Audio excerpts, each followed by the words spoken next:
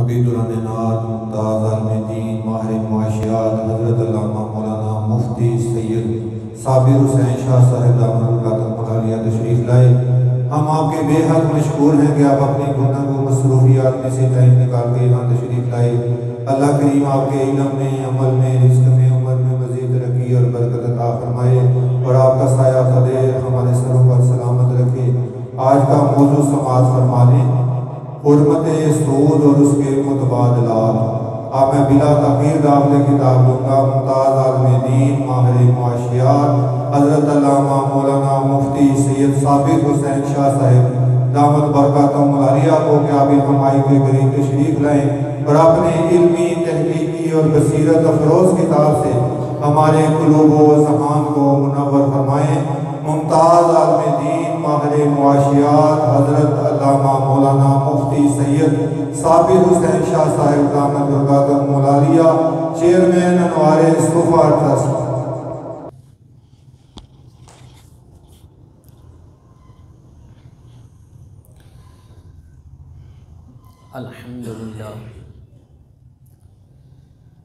الحمدللہ وکفا وسلام علی عبادہ الذین اصطفی وعلی آلہ واصحابہ المجتبی، اما بعد فاعوذ باللہ من الشیطان الرجیم، بسم اللہ الرحمن الرحیم۔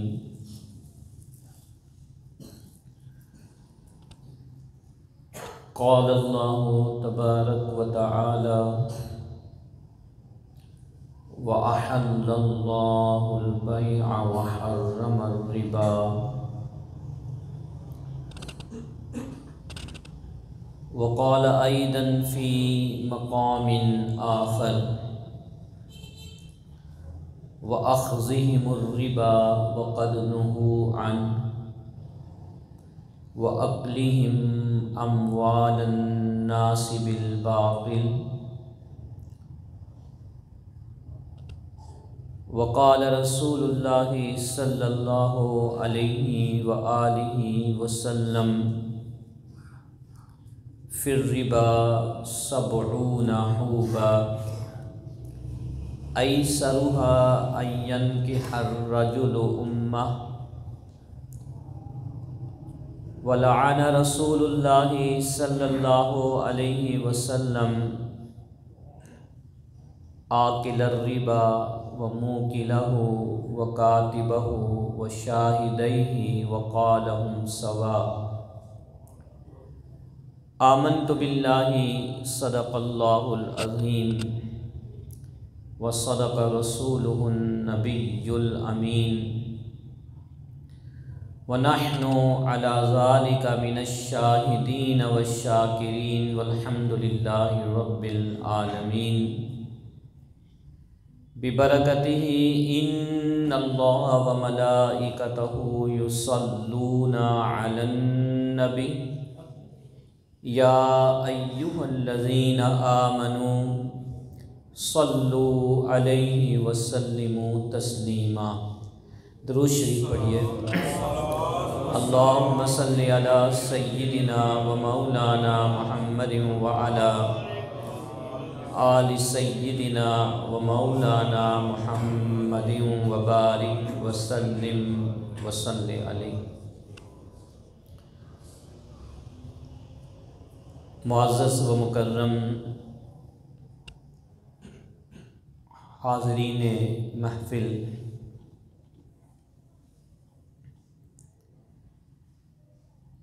جیسا کہ ابھی بتایا گیا کہ آج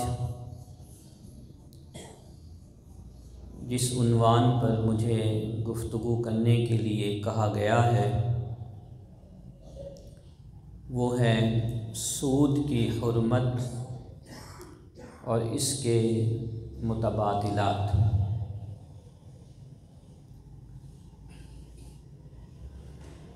عنوان پر گفتگو کرنے سے قبل چند گزارشات پیش کرنا چاہوں گا تاکہ آپ تمام حاضرین کرام ان گزارشات کو پیش نظر رکھتے ہوئے میری گفتگو کو سماعت کر سکیں۔ سب سے پہلے میں اپنے محترم جناب صوفی غلام مصطفیٰ صاحب کو میں خراج تحسین پیش کرتا ہوں کہ یہ اور ان کی پوری ٹیم اور اس مسجد کی انتظامیہ مسلمانوں کے درمیان، اہل ایمان کے درمیان اسلام اور اسلام کے احکامات سے متعلق آگاہی پیدا کرنے کی غرض سے تسلسل سے مسجد میں دینی پروگرام کا انعقاد کرتے ہیں۔ فی زمانے یہ انتہائی قابل تحسین عمل ہے۔ اللہ تعالیٰ انہیں بھی اور ان کے تمام معاون اور اعضاء و جوارح کو اس عمل پر بہترین اجر عطا فرمائے۔ آپ کی اس مسجد میں میرا آج یہ چوتھا پروگرام ہے غالباً، اور مجھے اکثر اسی طرح کے موضوعات دیے جاتے ہیں، تو جیسا حکم ہوتا ہے میں کہتا ہوں کہ ٹھیک ہے، گفتگو کر لوں گا۔ تو موضوع آپ کے علم میں ہے کہ یہ ایک سنجیدہ نوعیت کا موضوع ہے، جس میں کوئی لچھے دار تقریر کا انداز آپ کو نہیں ملے گا، نہ بہت سارے واقعات جو عام طور پر ہمارے ہاں واعظین کرتے ہیں۔ مجھے خوشی ہوتی کہ یہ مسجد بھری ہوئی ہوتی اور اتنے اہم موضوع پر سننے کے لیے لوگ شروع سے ہی موجود ہوتے، لیکن بہرحال یہ ہمارا ایک المیہ ہے، اور صرف یہی نہیں دیگر جگہوں میں بھی ایسا ہی معاملہ دیکھنے کو ملتا ہے۔ لذت سماع کے لیے لوگ جمع ہو جاتے ہیں، کچھ واعظین ہیں معروف و مشہور جو ہم بھی کر سکتے ہیں، اللہ نے ہمیں بھی وہ صلاحیت عطا فرمائی ہے، لیکن ان سے وہ فائدہ نہیں حاصل ہوتا جو کہ مقصود ہے۔ رسول اللہ صلی اللہ علیہ وسلم نے ایک حدیث مبارک میں ارشاد فرمایا کہ ایک زمانہ ایسا آئے گا کہ لوگ اس بات سے بے پرواہ ہو جائیں گے، کوئی فکر نہیں کریں گے کہ وہ جو کما رہے ہیں وہ حلال سے ہے یا حرام سے ہے، انہیں اس بات سے کوئی غرض نہیں ہوگی۔ نبی کریم رؤوف الرحیم صلی اللہ علیہ وسلم کے اس فرمان عالی شان کے تناظر میں اگر ہم عصر حاضر کے معاملات کو دیکھتے ہیں تو یہ سب کچھ ہمیں نظر آ رہا ہے۔ بہت کم لوگ ہیں، ذالک فضل اللہ یؤتیہ من یشاء، جس پر اللہ کا فضل ہو اس کی میں بات نہیں کرتا، بہت کم لوگ ہیں، لیکن ایسے اکثریت میجارٹی آج رسول اللہ صلی اللہ علیہ وسلم کی اس حدیث مبارک اور آپ کے فرمان عالی شان کا مصداق بنی ہوئی ہے۔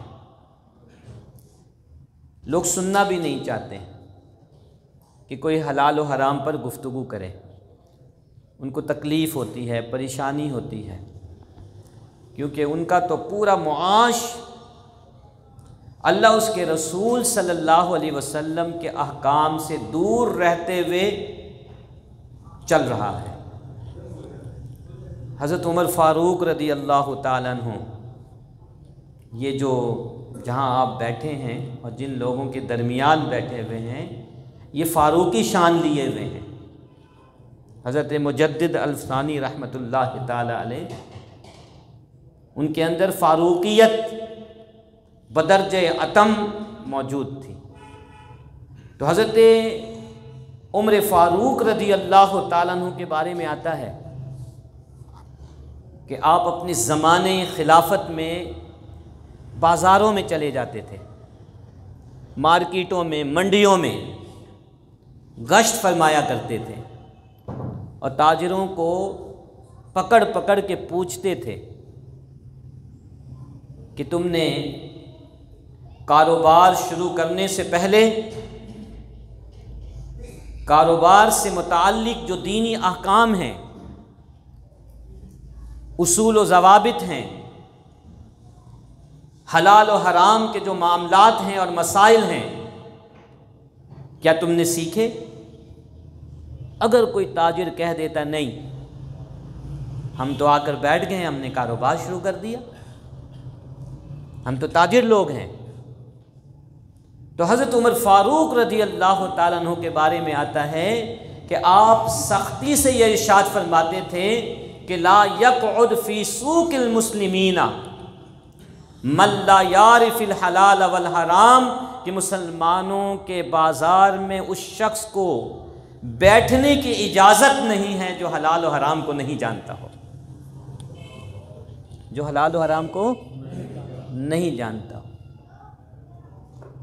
حلال و حرام کی تمیز کے بغیر جب ہم تجارت کریں گے، ہم اپنے معاملات انجام دیں گے، ہم کاروبار کریں گے، ہم لین دین کریں گے، تو حضرت علی شیر خدا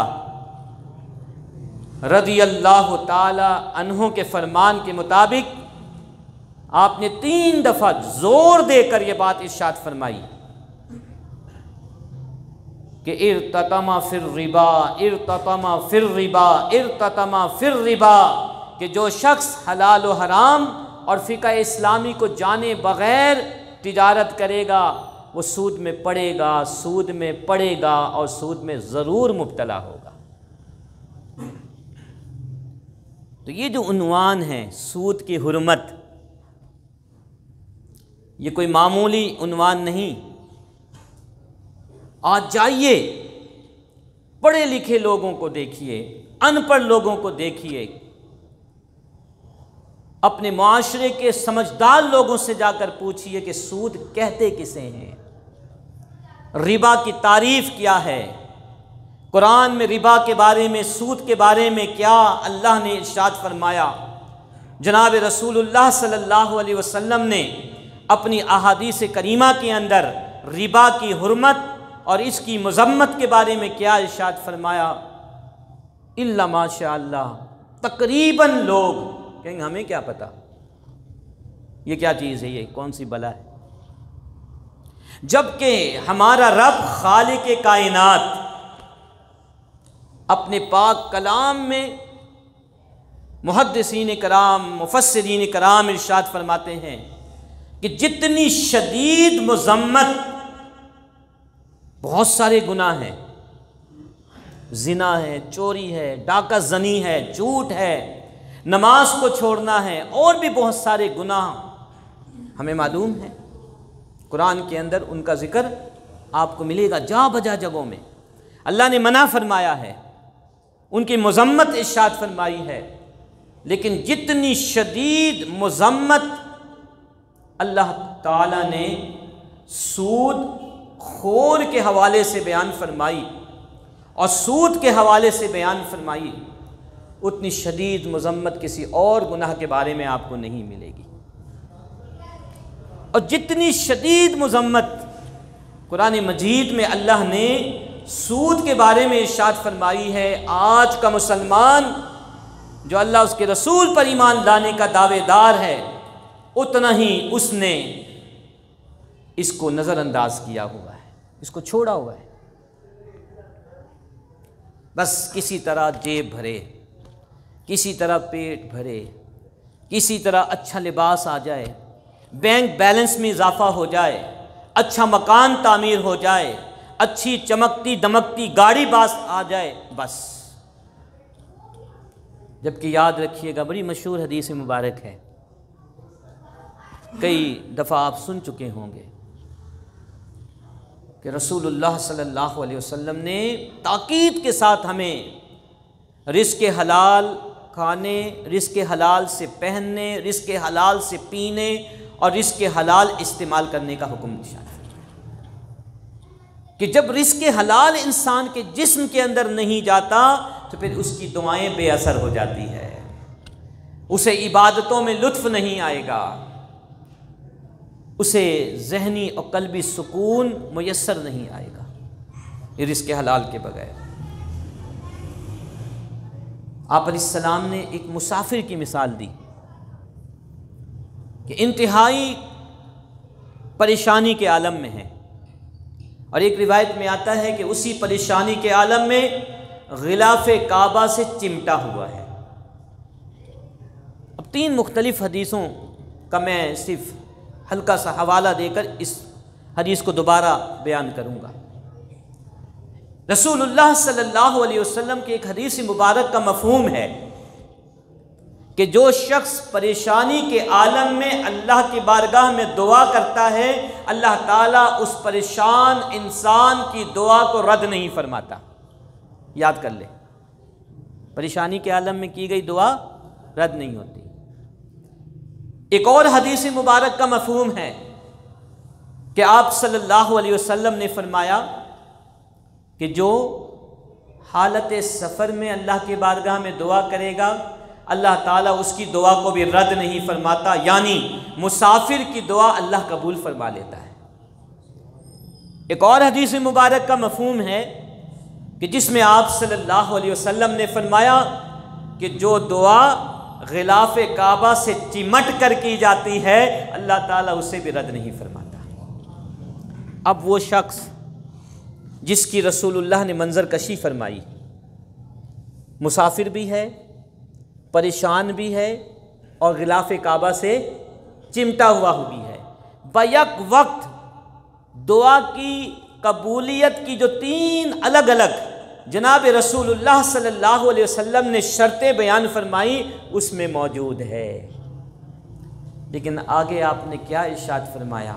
ملبسہ حرام، لیکن اس کا لباس حرام کا ہے، مشربہ حرام، اس کا پینا حرام کا ہے، ومطعمہ حرام، اور اس کا کھانا حرام کا ہے، وغذی بالحرام، اور اسے حرام کی غذا دی گئی ہے۔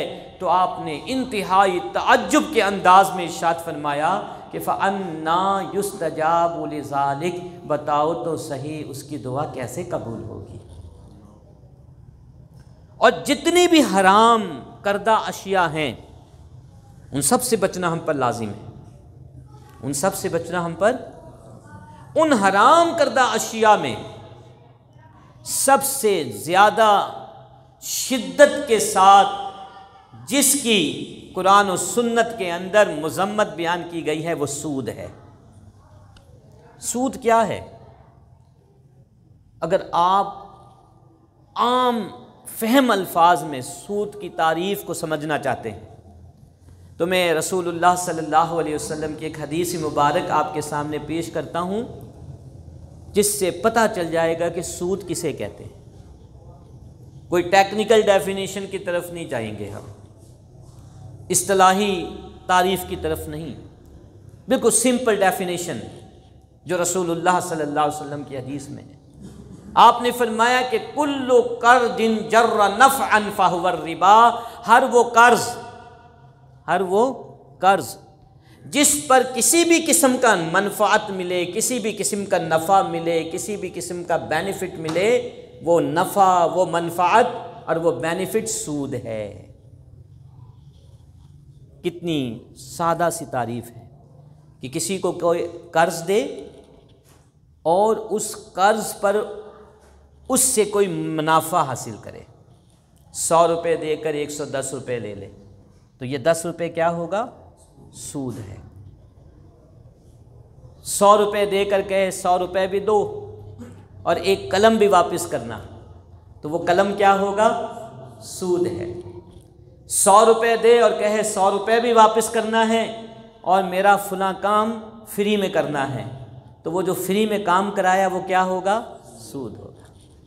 اسی لیے حضور نے پیسے کا ذکر نہیں فرمایا۔ ہمارے ہاں عام طور پر یہی سمجھا جاتا ہے کہ اگر کسی کو آپ نے قرض کے طور پر کچھ پیسے دیے ہیں، ان پیسوں پر اگر زیادہ ملتا ہے پیسہ تو وہ پیسہ سود ہوگا۔ رسول اللہ صلی اللہ علیہ وسلم سے بڑھ کر اللہ کی مخلوق میں کون مدبر ہو سکتا ہے؟ آپ نے منفعت کا لفظ استعمال کیا، نفع کا لفظ استعمال کیا، چاہے وہ نقد کی صورت میں ہو، چاہے وہ کسی جنس کی صورت میں ہو، کسی شے کی صورت میں ہو یا کسی خدمت کی صورت میں ہو۔ قرض دینے کے بعد مقروض سے قرض دینے والا کسی بھی صورت میں اس سے کوئی منفعت حاصل کرتا ہے، شریعت مطہرہ میں اسے سود قرار دیا گیا۔ یہاں تک کہ فقہاء کرام تو فرماتے ہیں کہ اگر آپ نے کسی کو قرض دیا، قرض لینے سے پہلے وہ آپ کی دعوتیں نہیں کرتا تھا، آپ کو تحفے تحائف نہیں دیتا تھا، قرض لینے کے بعد اب تحفے تحائف آ رہے ہیں، آپ کو اسپیشل دعوت آ رہی ہے۔ اسپیشل دعوت میں نے کہا اگر دعوتیں عام ہیں تو اس میں کوئی حرج نہیں ہے، دعوت خاص آ رہی ہے قرض لینے کے بعد، تو فقہا فرماتے ہیں کہ یہ بھی سود کی تعریف میں آ جائے گا، اس سے بھی بچنے کی ضرورت ہے۔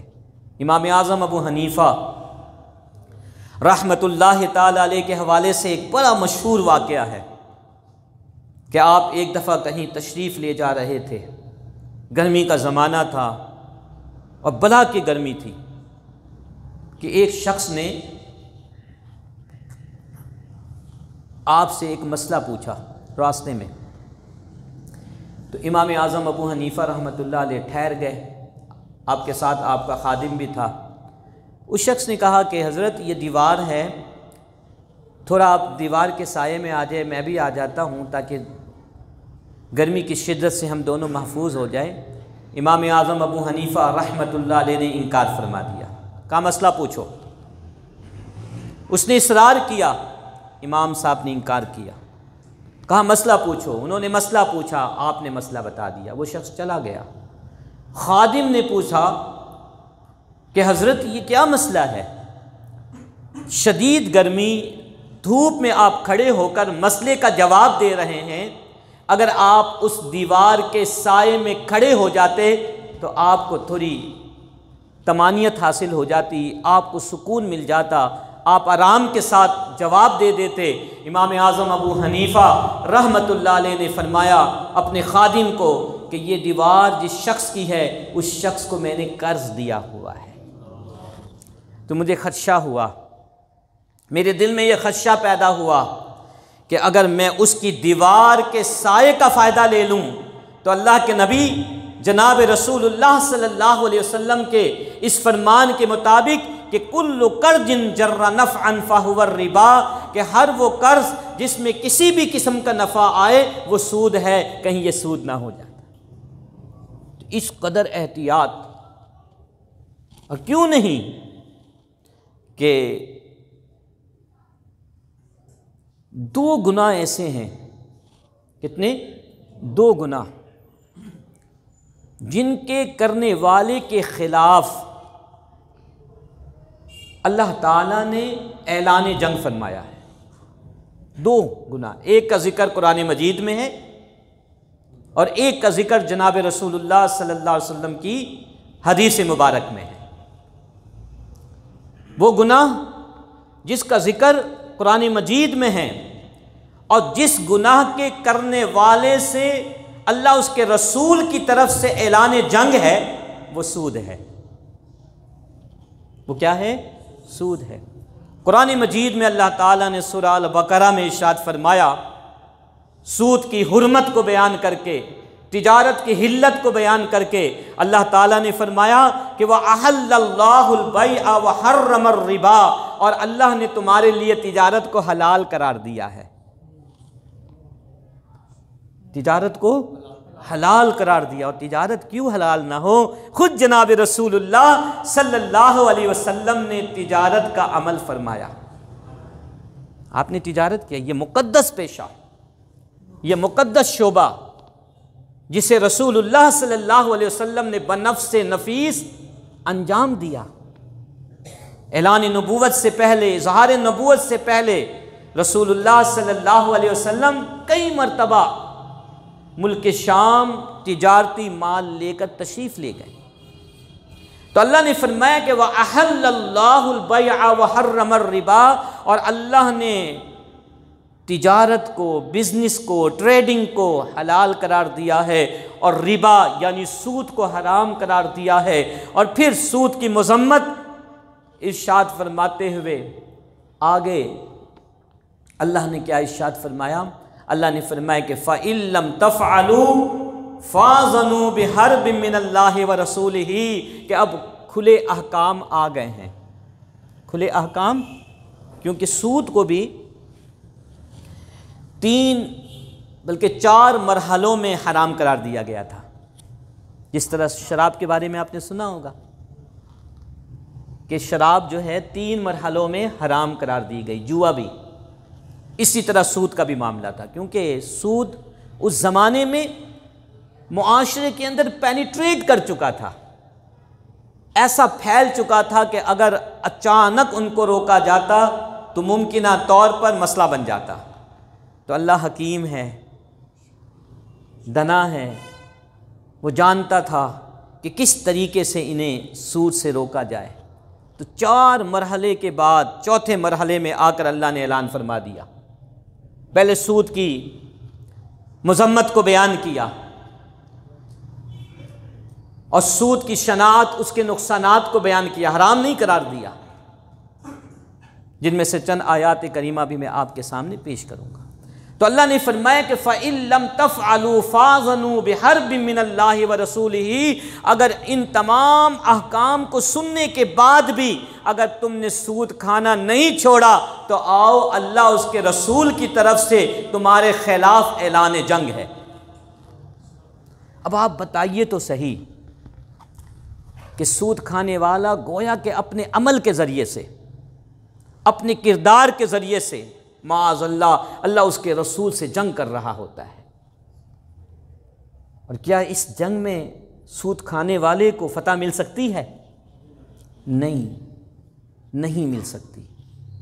میں دوبارہ آؤں گا، کیسے نہیں مل سکتی؟ زمانہ ہمیں ہر 50 60 70 سال کے بعد یہ بتاتا ہے کہ اللہ نے جو ارشاد فرمایا کہ یمحق اللہ الربا ویربی الصدقات، اللہ تعالیٰ سود کو مٹاتا ہے اور صدقات کو بڑھاتا ہے۔ یہ زمانہ ہمیں ہر 50 60 70 سال کے بعد دکھاتا ہے کہ اللہ سود کو مٹاتا ہے اور صدقات کو، یعنی ریورس امپیکٹ ہے۔ آپ دیکھیں نا، سود کا مطلب کیا ہے؟ جیسا کہ ابھی میں نے تعریف بھی آپ کے سامنے پیش کی کہ ایک شخص نے کسی کو 1000 روپے دیے اور سود پر دیے، 10% شرح سود پر اس نے دیا، تو وہ کتنا واپس کرے گا؟ 1100 روپے۔ تو بظاہر 1000 روپے دے کر 1100 روپے لینا بظاہر کیا بتا رہا ہے کہ پیسے میں اضافہ ہوا۔ کیا ہوا؟ اضافہ ہوا۔ اور صدقہ کیا ہوتا ہے؟ صدقے میں انسان اپنی جیب میں اگر 1000 روپے پڑے ہوئے ہیں اور وہ 100 روپے نکال کے کسی غریب کو، مستحق کو، ضرورت مند کو وہ دے دیتا ہے، تو اب کتنے ہو گئے؟ 900۔ صدقے میں پیسے بظاہر گھٹتے ہوئے نظر آتے ہیں، اور سود میں پیسہ بظاہر بڑھتا ہوا نظر آتا ہے، لیکن ہم سب کا رب کیا فرماتا ہے؟ یمحق اللہ الربا ویربی الصدقات۔ تمہیں تو یہ نظر آتا ہے کہ سود سے تمہارا پیسہ بڑھ رہا ہے، لیکن حقیقت میں اس میں اضافہ نہیں، کمی ہو رہی ہے۔ اور جب تم اپنے رب کی راہ میں کسی کو صدقہ دیتے ہو، قرض کی صورت میں، زکوٰۃ کی صورت میں، کسی اور صورت میں، امداد کی صورت میں، تو بظاہر تو ایسا لگتا ہے کہ تمہاری جیب سے پیسے گھٹ رہے ہیں، لیکن میں رب کائنات ہو کر اعلان کرتا ہوں وہ بڑھ رہے ہیں، وہ گھٹ نہیں رہے ہیں۔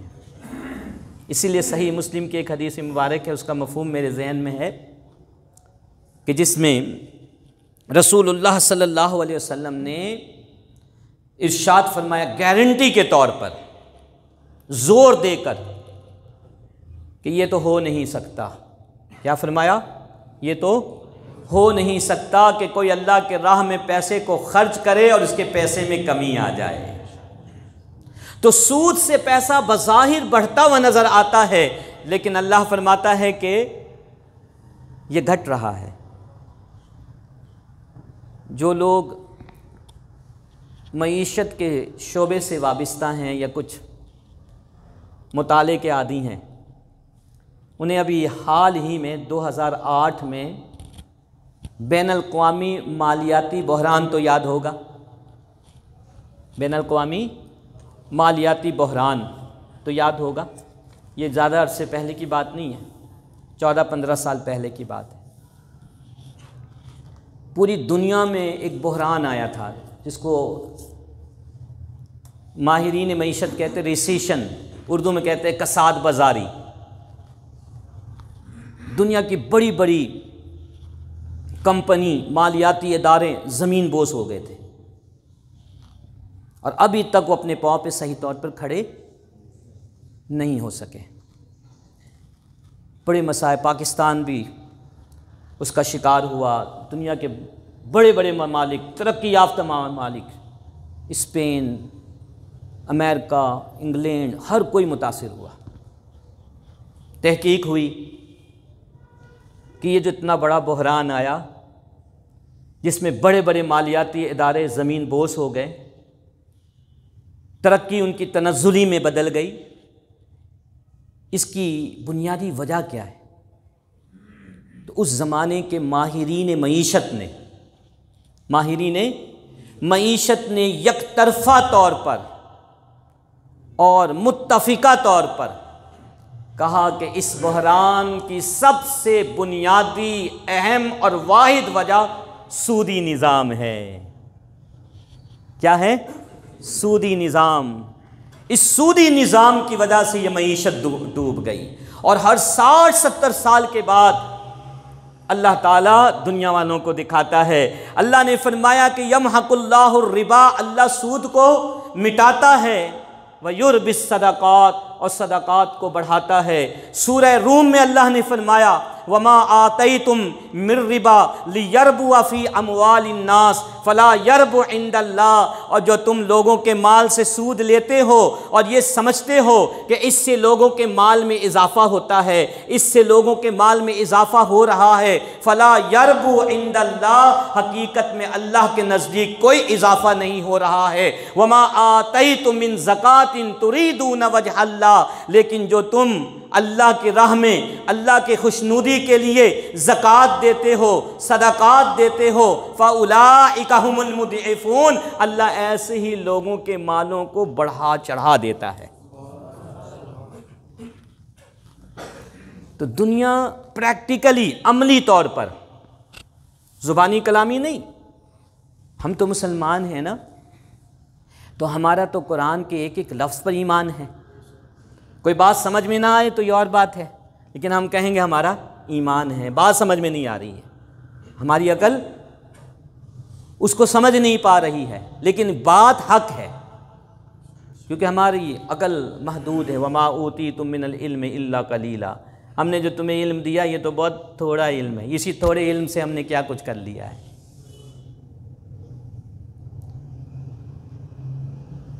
تو دنیا اب، مسلمان تو ان چیزوں کو تسلیم کرتا ہے، اب وہ لوگ بھی جو قرآن پر ایمان نہیں رکھتے، اسلام پر ایمان نہیں رکھتے، اس بات کو مان چکے ہیں۔ عربی میں ایک مقولہ ہے، علماء یہاں تشریف فرما ہے، مقولہ کیا ہے؟ الفضل ما شہدت بہ العادہ، الفضل ما شہدت بہ العادہ، کہ فضیلت یہ ہے، عظمت یہ ہے کہ دشمن آپ کی گواہی دے، ہے نا؟ دوست تو میری تعریف ہی کرے گا، میں علامہ غلام مصطفیٰ صاحب کی یہ میری تعریف ہی کریں گے، ہم ایک دوسرے سے محبت کرتے ہیں، ایک دوسرے کو جانتے ہیں۔ مزہ تو تب ہے کہ میرا دشمن میری تعریف کرے، جیسا کہ رسول اللہ صلی اللہ علیہ وسلم کے حوالے سے ہے کہ دشمن بھی کہتے تھے آپ امین بھی ہیں اور صادق بھی ہیں۔ الفضل ما شہدت بہ العادہ، تو اسلام بھی ہمارا ایسا ہی دین ہے۔ اس زمانے میں تحقیق ہوئی، اس زمانے کے اندر اس بات کو جاننے کی کوشش کی گئی 2008 میں کہ یہ جو کرائسس آئیں، یہ بحران آیا، دنیا کے بڑے بڑے مالیاتی ادارے ڈوب گئے، اپنے پاؤں پہ جو کھڑے تھے آج لمکے ہوئے نظر آ رہے ہیں۔ اس کی مین وجہ کیا ہے؟ سب نے یہی کہا کہ اس کی بنیادی وجہ کیا ہے؟ وہ سود ہے۔ اس زمانے کا پوپ، عیسائیت کرسچینٹی کے اندر آپ کے علم ہے کہ جو سب سے بڑا مذہبی پیشوا ہوتا ہے اس کو پوپ کہتے ہیں، ویٹیکن سٹی میں وہ بیٹھتا ہے، سب سے بڑا مذہبی پیشوا۔ اس زمانے کا جو پوپ تھا، اس کا میں نے بیان اخبار میں خود اپنی ان آنکھوں سے پڑھا، بھی میرے سامنے وہ الفاظ لکھے ہوئے جو انہوں نے بیان دیا کہ آئندہ اگر اس بحران سے ہمیں بچنا ہے، آئندہ ہمیں اس طرح کے بحران سے بچنا ہے، دنیا کو بچانا ہے، اور دنیا والوں کا جو اعتماد مالیاتی اداروں سے مجروح ہوا ہے اس کو دوبارہ سے بحال کرنا ہے، ریسٹور کرنا ہے، تو پھر ہمیں چاہیے کہ ہم ان اصولوں کے مطابق اپنے مالیاتی اداروں کو چلائیں جو اسلام نے ہمیں دیے ہیں، جو اسلام نے ہمیں دیے ہیں۔ میں آپ کو پڑھ کر بھی سنا دیتا ہوں۔ انہوں نے کہا کہ the ethical principles on which Islamic finance is based may bring banks closer to their clients and to the true spirit which should mark every financial service۔ یہ کون کہہ رہا ہے؟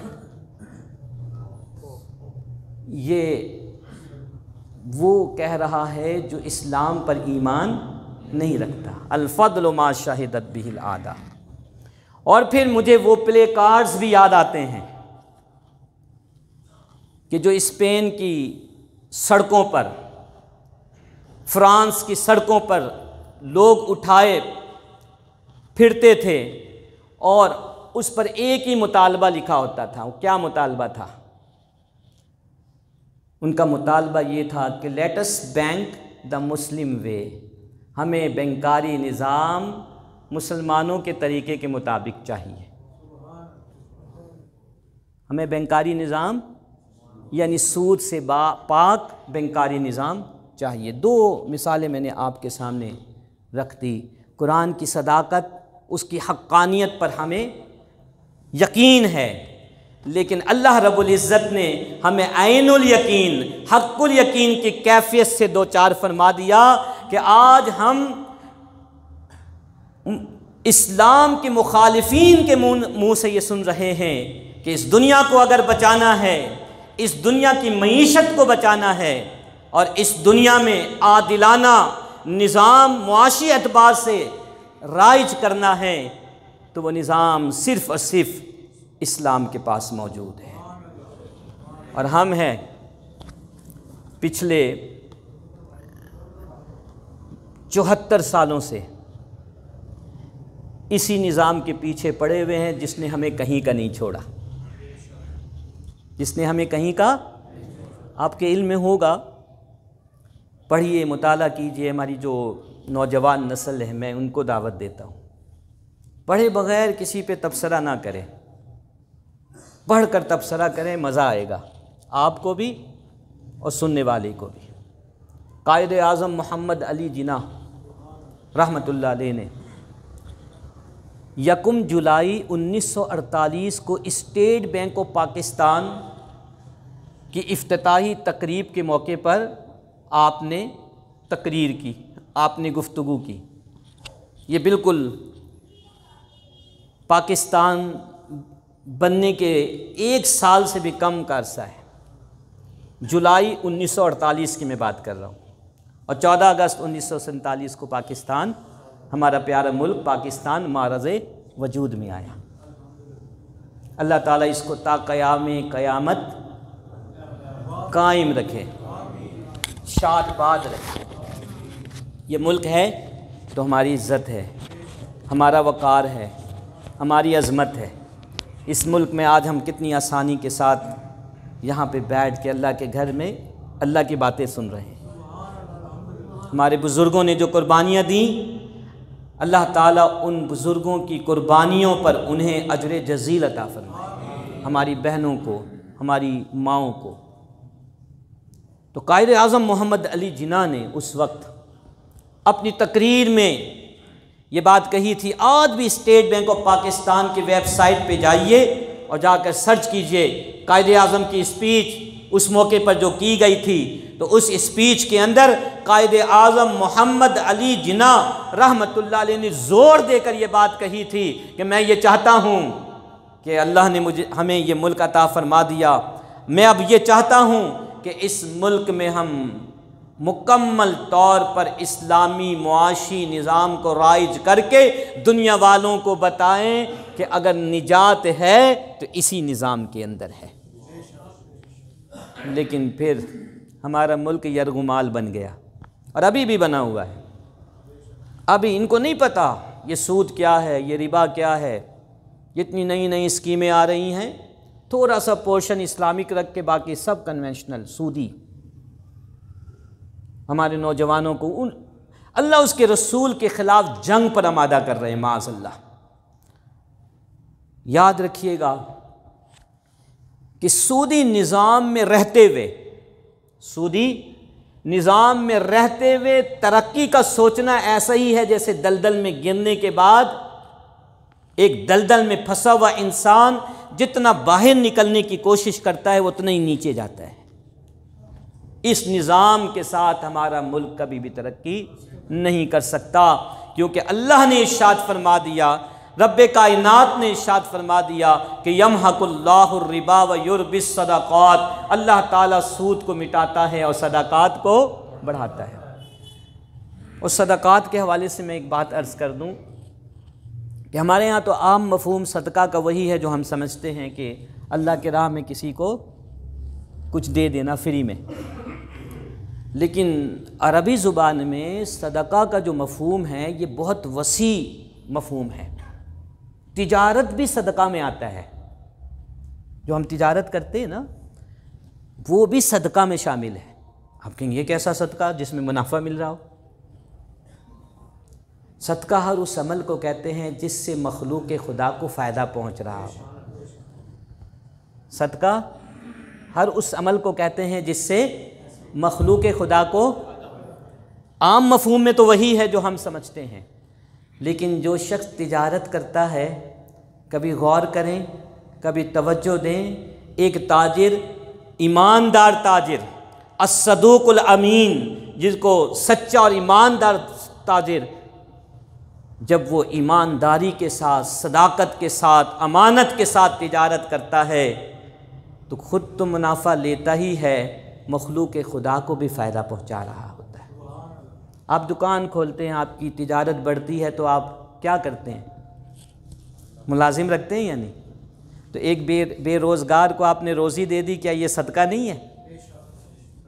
لیکن سود خور جس کے بارے میں اللہ نے فرمایا تخبطہ الشیطان من المس،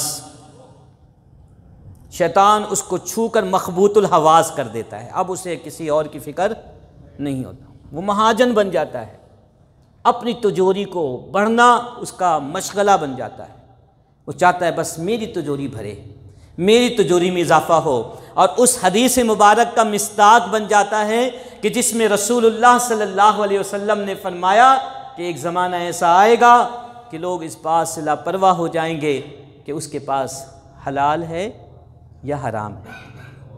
یہ بات بھی یاد رکھیے گا کہ ایک اور حدیث مبارک میں رسول اللہ صلی اللہ علیہ وسلم نے ارشاد فرمایا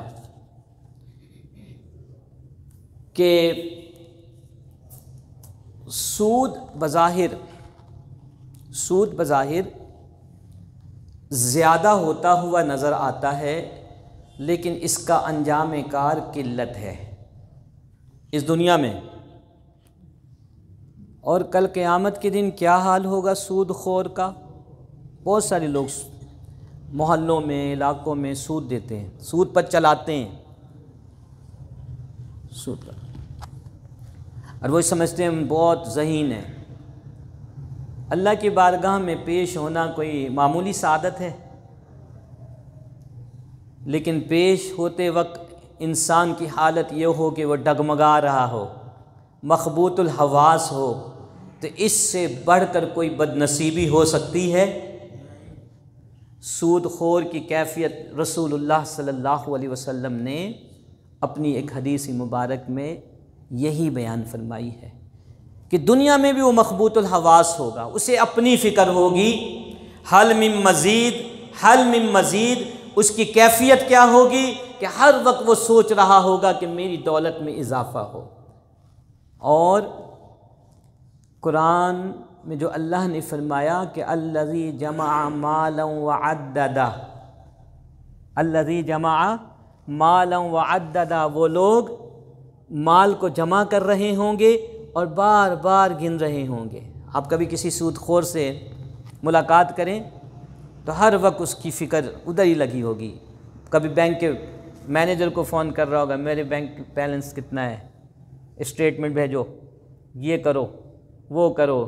جمع مالا وعددا یحسب ان مالہ اخلدا، اور وہ یہ گمان کرے گا کہ یہ مال ہمیشہ رہے گا، حالانکہ مال بھی ہمیشہ نہیں رہے گا، نہ اس کا وجود ہمیشہ رہے گا، نہ اس کا وجود ہمیشہ رہے گا۔ بہت وسیع عنوان ہے یہ، میں اس کو سمیٹتا ہوں۔ نبی کریم علیہ الصلاۃ والتسلیم کی چند احادیث مبارکہ آپ کے سامنے پیش کر کے چند متبادلات بتا کر اپنی گفتگو کو ختم کروں گا۔ حضرت جابر رضی اللہ تعالی عنہ حدیث کے راوی ہیں، آپ فرماتے ہیں، توجہ کے ساتھ سنیے گا، آپ کے دوست، آپ کے جاننے والے، آپ کے رشتہ دار، اگر خدا نخواستہ آپ میں سے کوئی اس برے عمل کا ارتکاب کر رہا ہے تو ان لوگوں کو بھی سنائیے اور خود بھی سنیے کہ لعن رسول اللہ صلی اللہ علیہ وسلم، رسول اللہ نے لعنت فرمائی ہے، رحمت للعالمین۔ لیکن عمل اتنا قبیح ہے کہ نبی کریم علیہ السلام یہاں پر اپنی شان رحمت للعالمین کے برعکس عمل فرما رہے ہیں۔ آپ نے فرمایا، رسول اللہ نے، کہ لعنت ہو اس شخص پر جو سود کھائے، جو سود کھلائے، جو سودی معاملے کو لکھے اور جو سودی معاملے میں گواہ بنے، جو سودی معاملے میں گواہ بنے۔ آپ نے فرمایا کہ ہم سوا، یہ سب برابر ہیں گناہ میں۔ سودی نظام جس معاشرے میں رائج کیا جاتا ہے، آج کے ماہرین یہ کہتے ہیں، یہ لعنت ایسے نہیں بھیجی جا رہی ہے کیونکہ وہ پورے معاشرے کو جکڑ لیتے ہیں۔ آج کے ماہرین معیشت یہ کہتے ہیں کہ جہاں سودی نظام ہوگا وہاں بے روزگاری میں اضافہ ہوگا، سودی نظام ہوگا وہاں، دیکھ لیجئے آپ کے سامنے ہے، جہاں سودی نظام ہوگا وہاں افراط زر میں اضافہ ہوگا، انفلیشن جس کو آپ لوگ انگلش میں کہتے ہیں، آپ کی رقم، آپ کا پیسہ، آپ کا روپیہ روز بروز ڈی ویلیو ہوگا۔ ابھی میں نے 1-2 ہفتے پہلے پڑھا کہ جب یہ ہماری نئی گورنمنٹ آئی، یہ جو گورنمنٹ ہے، یہ گورنمنٹ آئی تو اس وقت کا جو 100 روپے تھا، آج اس کی ویلیو 60 روپے کے برابر ہو چکی ہے۔ کتنے کے برابر؟ 40% آپ کی جو رقم ہے، آپ کا پیسہ ہے، وہ ڈی ویلیو ہو چکا ہے۔ اس کو کہتے ہیں افراط زر۔ پہلے لوگ 100 روپے لے کر جاتے تھے، کیا کچھ خرید کر نہیں آتے تھے، آپ آج جائیں چند ٹافیاں لے کر آ جائیں گے۔ یہ افراط زر ہے، یہ سود کی وجہ سے ہے۔ کس کی وجہ سے ہے؟ بے روزگاری سود کی وجہ سے پھیلتی ہے، افراط زر سود کی وجہ سے۔ اور فرمایا کہ جتنا سودی نظام اوپر جائے گا، شرح سود میں بھی اتنا ہی اضافہ ہوگا۔ ہماری مانیٹری پالیسی ابھی بڑی تیزی سے بدل رہی ہے۔ پہلے 3 مہینے میں، 2 مہینے میں مانیٹری پالیسی کا اعلان ہوتا تھا۔ ہر دوسرے ہفتے آپ کو اعلان ملتا ہے کہ اسٹیٹ بینک آف پاکستان نے نئی مانیٹری پالیسی کا اعلان کر دیا۔ یہ 3 خباثتیں، یہ 3 لعنتیں اور یہ 3 پریشانیاں یہ سود کی وجہ سے کسی بھی معاشرے کے اندر پیدا ہوتی ہیں۔ اور آج پاکستانی قوم یہ سود کی لعنت کی وجہ سے جو ہمارے حکمرانوں نے ہم پر مسلط کیا ہوا ہے، اللہ اس کے رسول صلی اللہ علیہ وسلم کے احکام کے خلاف ہم پر مسلط کیا ہوا ہے، اس کا نتیجہ ہمارے سامنے ہے کہ بے روزگاری بھی پھیل گئی، افراط زر بھی اپنی انتہا کو ہے، اور سود کی شرح میں روز بروز اضافہ بھی ہوتا جا رہا ہے۔ پھر نبی کریم علیہ السلام نے اس کی مذمت کرتے ہوئے ایک اور مقام پر ارشاد فرمایا کہ فی الربا 70 حوبہ، کہ سود میں 70 کے قریب گناہ ہیں۔ کتنے؟ اور آپ لوگوں نے ممکنہ طور پر یہ سنا ہو، کیونکہ علمی محافل تو یہاں بہت ہوتی ہیں ماشاءاللہ، اور ایک سے ایک علم کے شاہ سوار تشریف لاتے ہیں، شیوخ الحدیث۔ میں دیکھتا رہتا ہوں اکثر پوسٹ میں کہ عربی زبان میں جب کسی چیز کی کثرت کو بیان کرنا مقصود ہو، جب کسی چیز کی، تو وہ 70 کا لفظ بطور محاورہ بولتے ہیں۔ ایک تو فیگر ہے نا 70، لیکن اگر کسی چیز کی کثرت کو بیان کرنا مقصود ہو تو 70 کا جو فیگر ہے، لفظ ہے، عدد ہے، یہ بطور محاورہ بھی بولا جاتا ہے، یعنی بہت زیادہ۔ اگر آپ محاورے کو رہنے دیں، صرف عدد کو ہی لے لیں تو یہ بھی تو کم نہیں ہے۔ فرمایا کہ فی الربا 70 حوبہ، کہ سود میں 70 کے قریب گناہ ہے۔ ایسرھا ان ینکح الرجل امہ، ان میں کم تر گناہ یہ ہے کہ کوئی شخص اپنی ماں سے نکاح کر لے، معاذ اللہ۔ یہ سب سے کم تر، لیسٹ ایول۔ اوپر کی میں بات نہیں کر رہا، سب سے کم تر۔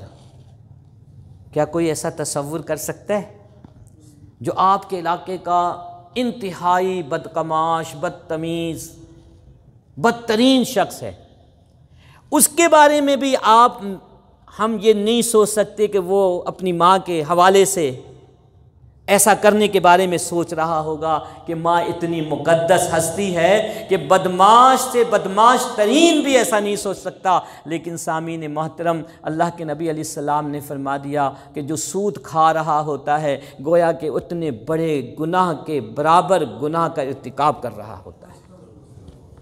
یہ تو میں نے چند آپ کے، میری تو ایک پوری کتاب ہے اس پر، اس میں 150 سے زائد احادیث کریمہ کو میں نے جمع کیا۔ تو سود کسی بھی صورت میں ہمارے لیے جائز نہیں ہے۔ اگر آپ کو کرنا ہے تو تجارت کیجیے، تجارت میں برکت ہے۔ نبی کریم علیہ الصلاۃ والتسلیم کی ایک حدیث مبارک کا مفہوم ہے کہ اللہ نے رزق کے 20 دروازے رکھے ہیں. کتنے؟ 20. ان میں سے 19 دروازے تجارت کی طرف جاتے ہیں، کھلتے ہیں. لیکن شرط کیا ہے؟ امانت و صداقت. وہ تجارت نہیں جو آج کل ہو رہی ہے، جس میں ملاوٹ ہے، جس میں 2 نمبری ہے، جس میں جھوٹ ہے، جس میں دھوکہ ہے، جس میں کسی کی لا علمی کا فائدہ اٹھانا ہے، جس میں کسی کو دھوکہ دینا ہے. یہ تجارت نہیں. وہ تجارت جو رسول اللہ صلی اللہ علیہ وسلم نے فرمائی. حضرت ام المومنین خدیجۃ الکبریٰ رضی اللہ تعالیٰ عنہا کا مال لے کر آپ صلی اللہ علیہ وسلم مداربت کی بنیاد پر ملک شام گئے تو آپ نے سب سے زیادہ منافع کما کر عطا فرمایا.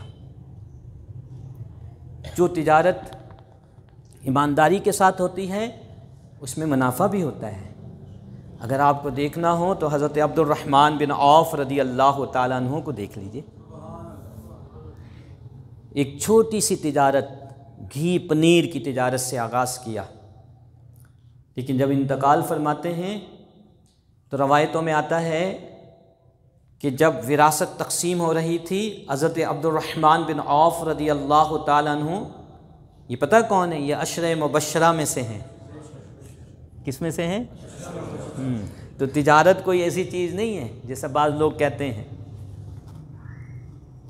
تو وراثت میں جب تقسیم کی جا رہی تھی ان کی دولت، تو سونے اور چاندی کو کلہاڑیوں سے کاٹ کاٹ کر تقسیم کیا جا رہا تھا. ٹریلین میں ان کے پیسے تھے، ٹریلین میں، ٹریلین خرب میں کہہ رہا ہوں، ارب نہیں. میرے پاس وہ فگر بھی موجود ہے. کسی نے حضرت عبد الرحمن بن عوف رضی اللہ تعالیٰ عنہ سے پوچھا کہ آپ کی تجارتی کامیابی کا راز کیا ہے؟ مختصر میں بتا رہا ہوں. آپ کی تجارتی کامیابیوں کا راز کیا؟ کہ 4 باتیں. کتنی؟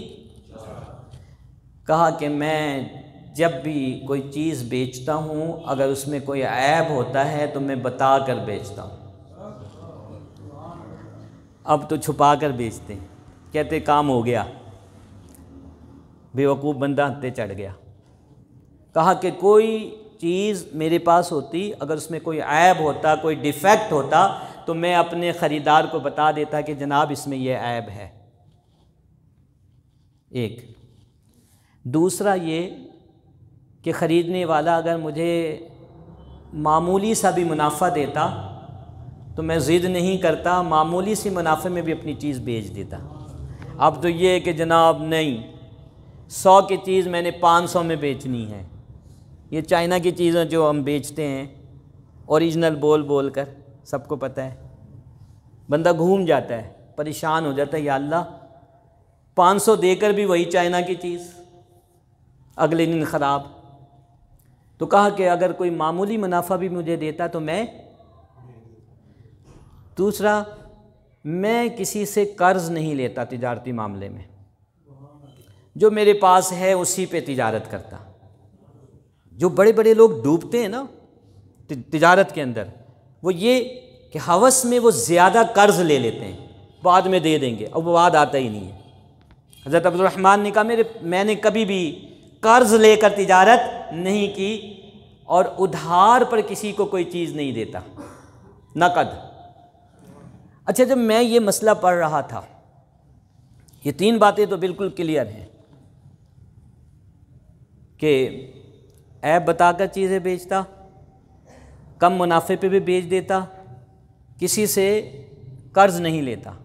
لیکن جب میں نے کہا ادھار نہیں دیتا تو یہاں پر میں تھوڑا پریشان ہوا. توجہ کیجئے گا کہ اتنے بڑے صحابی عشرہ مبشرہ میں سے قرض پہ ادھار نہیں دینے کا مطلب کیا ہوا؟ کہ کوئی شخص ادھار تو بندہ وہی لینے آتا نا جو مجبور ہوتا ہے، تو کیا آپ مجبوروں کو واپس کر دیتے تھے؟ یہ تو صحابی کی شان کے بھی خلاف ہے.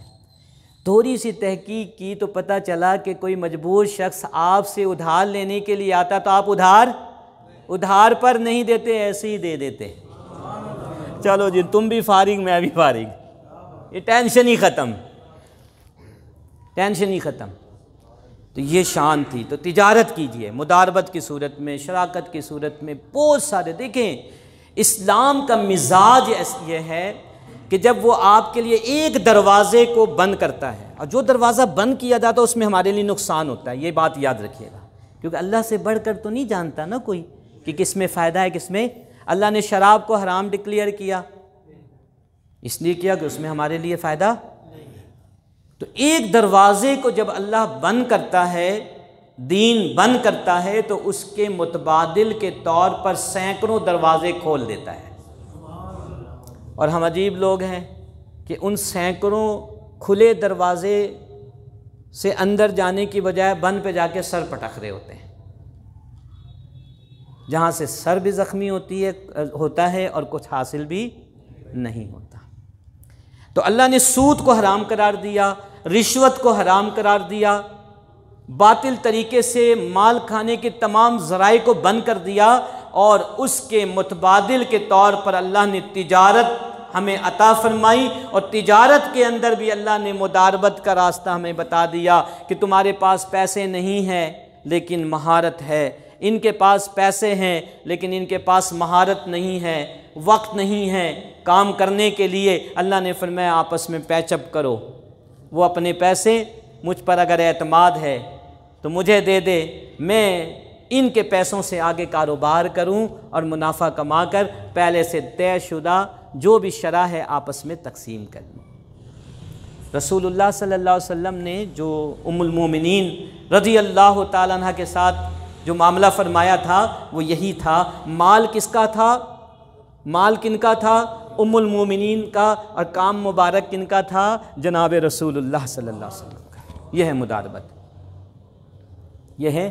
اسی طرح شراکت ہے، بہت سارے طریقے ہیں۔